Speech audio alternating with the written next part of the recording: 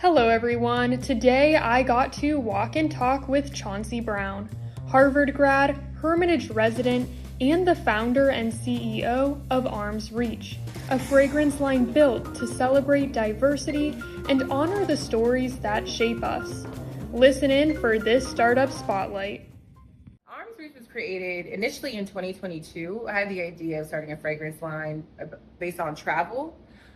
So when I was kind of in Mexico, I moved to Ghana as well. Right before that, I reached out to my mentor, Ariel Shoshana. She owns her own fragrance line in each store in the DMV area, and just asked her if she was interested in mentoring, and she said she was. There's really no through line between education. I've been in education for about 13 years to fragrance, but I really wouldn't take a chance on it. And so I was in Ghana. She would help me once a month think about the business aspect of things. And I got to Harvard and was able to kind of build it from the ground up. So there's something called the Innovation Lab, and they help people with start their businesses from discovery to launch. Met with a lot of experts and kind of got some in-person feedback from my friends, my colleagues about the sense, kind of their stories, and Arm's Reach was born. That's awesome. And Chauncey, what inspired you to create a brand in the beauty industry? Really representation. I feel like fragrance is such a good old boys club. A lot of people don't recognize, even though women do, wear a lot of fragrances. It really is a male-centered industry, and I wanted to change that. And I also was always a big fan of fragrance when I was a kid, but didn't have the money to access it. So I wanted something that represented me, was accessible, really told the stories I felt were interesting to be told, and yeah. And tell us a little bit about your product line. So our first collection, which is launching very soon, is called Black Ivy. And it really tells a story about the Black academic experience. When I went to Harvard, it was a very tumultuous year. We were in the news every day. It seemed like we had a really difficult time, specifically around belonging. And so while I had a difficult time there, I didn't want it to be just about commiserating. I wanted to build something beautiful. And so I decided to ask my friends and colleagues about their experiences there and translated what they told me to scents. So our first collection, Black Ivy, has 3 scents. City on a Hill, which talks about the idea of arrival, being, celebrated, walking into a new space, not really knowing what it's going to be about, but knowing it could be life-changing, something like getting accepted in any college, but Harvard's here specifically. The next is in not of this idea that, what you thought would happen doesn't really match the reality, and that disconnect between the two. And then our last one, Juna, is really the story of celebration, leaning on each other, building community in spite of a difficult time. And out of those scents, what is your favorite? It's kind of like picking a favorite child, honestly. You probably shouldn't, but my favorite is In Not Of. It opens with a cantaloupe note, which I think is really different, very juicy, very bright, which to me is kind of like this deceptive smile that we all get when we walk into new spaces before we really realize what it's going to be. But it also has umami notes, woody violet. It's very unique. I've never smelled anything like it, and it smells good on everybody. That's awesome. And what is your favorite part about being a small business owner? I think having to really push myself.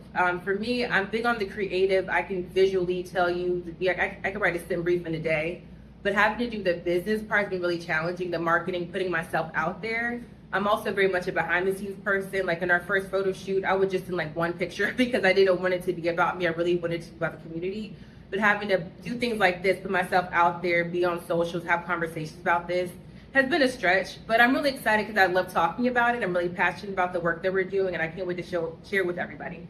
That's awesome. And on the flip side of that, what would you say is the most challenging part about being a small business owner? Having to do everything, right? So you have to be so many different faces all the time. And I think too, being a woman in this industry, oftentimes people do take advantage of the naivete around the business.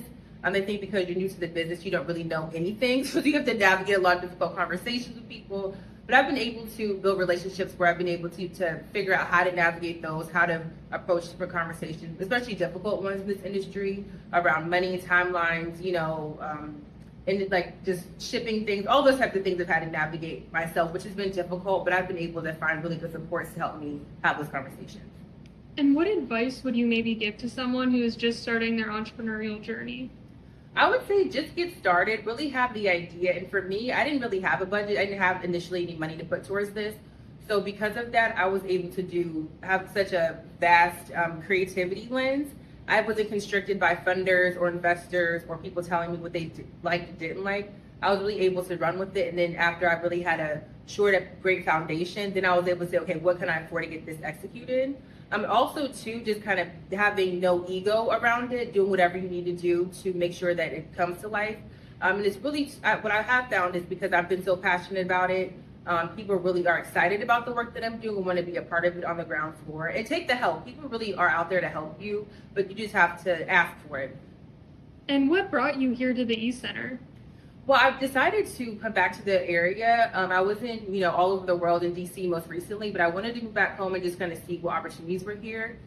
This is definitely different from being in a city, but I'm excited about the opportunities available to small businesses here that might be difficult or you're fighting for in a city like New York or DC.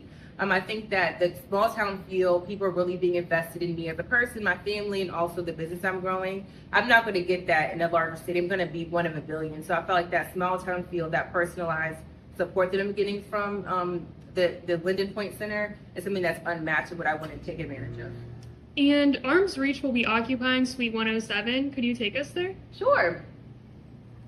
This is our baby. We're still under wraps, but it's coming. After you. So this is our suite. We just moved in our product last week, but this is where everything will happen. So eventually we'll be able to do sales here too, but right now it's just going to be our inventory, kind of where I'm working out of. So here is all of our packaging organized as best as possible. We'll kind of start with our discovery kits. That'll be the first launch in June, and this is our workspace. Over here, this is where I'll be doing a lot of the filling for the different 2 ml vials.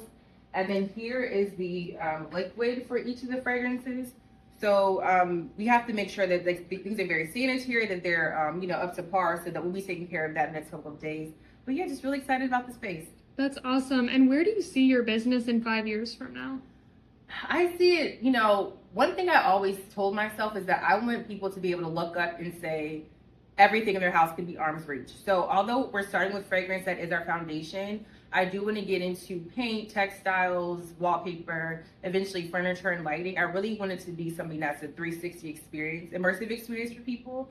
We're just starting with fragrance, but I plan on scaling, obviously still sticking to our foundation of fragrance and storytelling that way, but just finding different mediums to expand those. And where can the people find you, with like social media or your website? Yeah, our website is www.shoparmsreach.com. That's where you'll see updates and be able to purchase our discovery kits in a few weeks. And then our socials all across all of them, TikTok, Instagram, Facebook, and LinkedIn is at Shop Arms Reach. And